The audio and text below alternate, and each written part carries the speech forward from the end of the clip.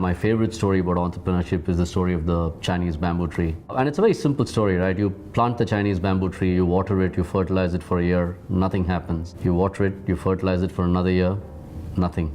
You're kind of a persistent guy, you come back and you water it and you fertilize it for a third year, nothing. At this point in time, you're about to blame the universe, your friends, your family, your dog, everything, and saying, what the hell is this?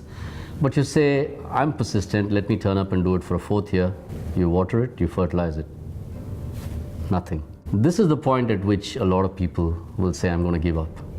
But the really successful entrepreneurs are the people who are stupid just that little bit longer, a minute longer. So you turn up in the fifth year and you water it and you fertilize it.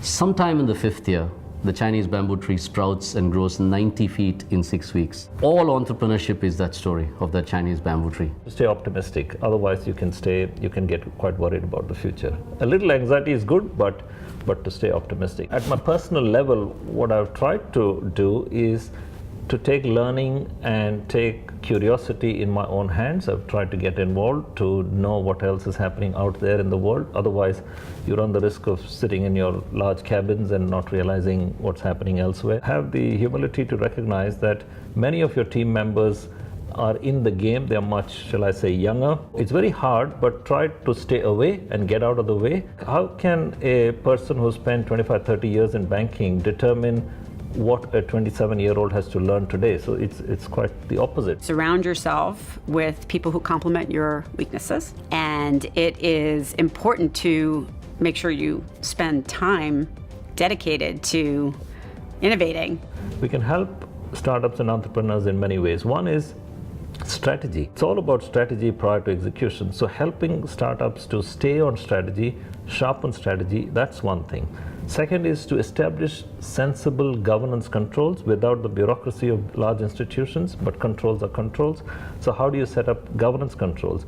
And the third is to coach them to put yourself in the shoes of the buyer and adopt the language of the buyer as much as you can. If these three things come together, then I'd say people like me can play a part, which, for example, I've been trying to do. At Wedbush, we are a firm that really likes to grow on existing cash flow. In order to be able to spend money on growing out some of the things that I'd like to do, I need to generate some revenues, possibly in the more traditional way first, to be able to have that capital and grow. We're very entrepreneurial. It's really like an entrepreneurial startup without a lot of investors at this point giving us access to capital. So they like to see us truly innovate and get very resourceful with how we do so. So that whole persistence is the single biggest thing that you have to have as an entrepreneur.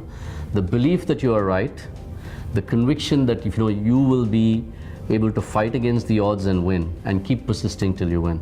And that's the one piece of advice I would give any entrepreneur.